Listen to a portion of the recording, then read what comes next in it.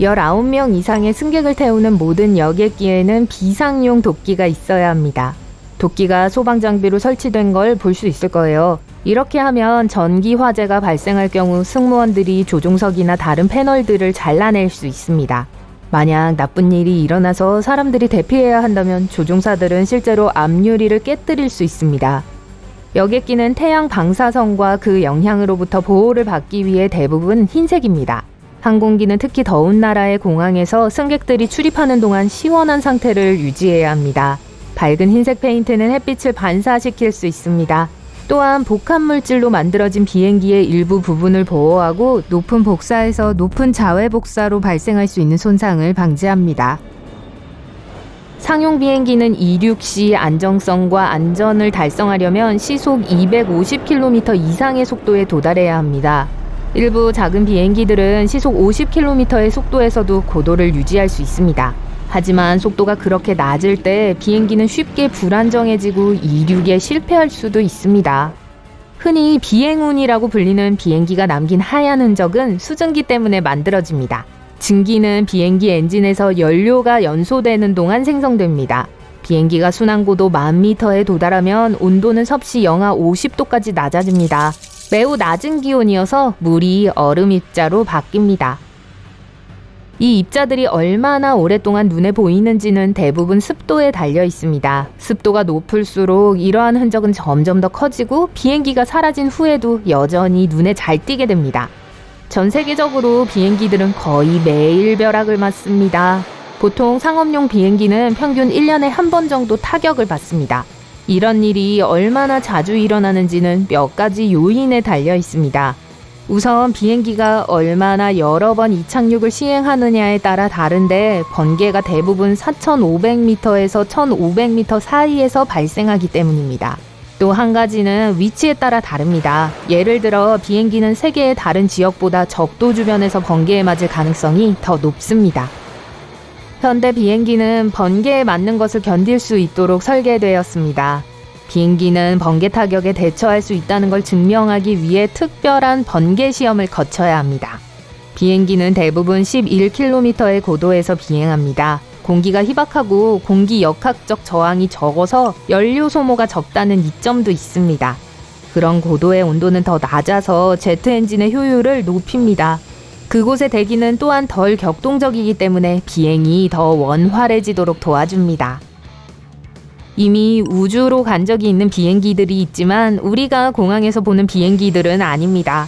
그런 고전적인 비행기들은 위로 올라가기 위해 공기가 필요한데 우주는 기본적으로 진공 상태입니다.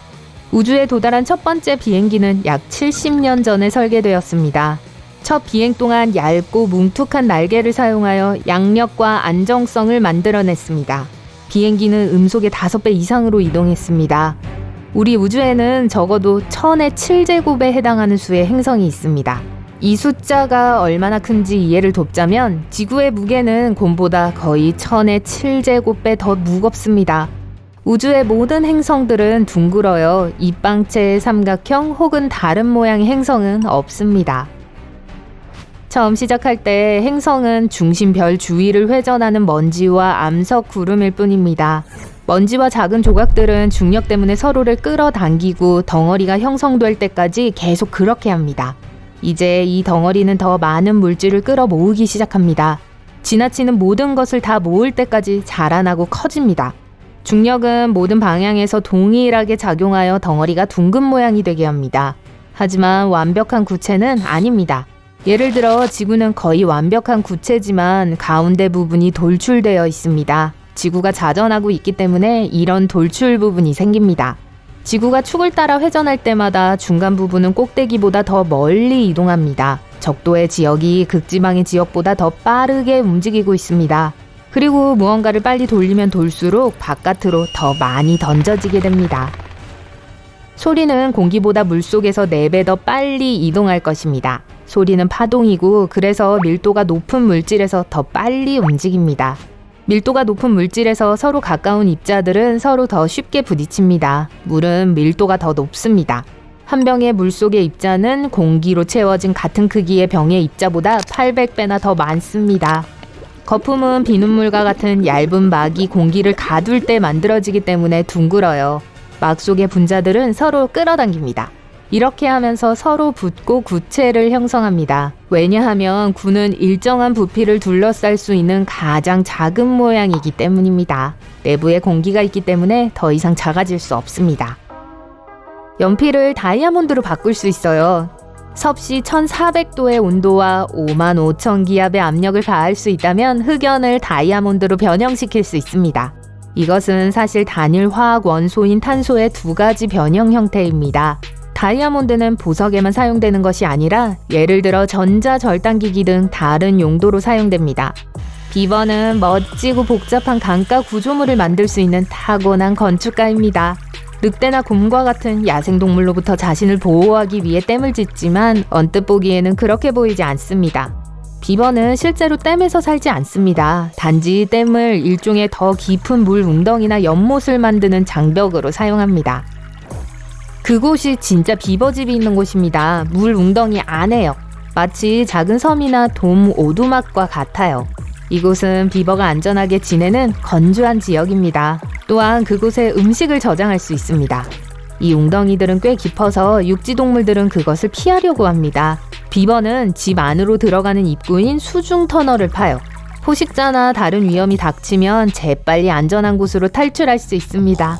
얼룩말, 코끼리, 말, 그리고 플라밍고 같은 몇몇 새들은 서서 잠을 잡니다. 소는 서 있는 동안 잠을 잘 수 있지만 쉬고 싶을 때 눕는 것을 더 좋아합니다.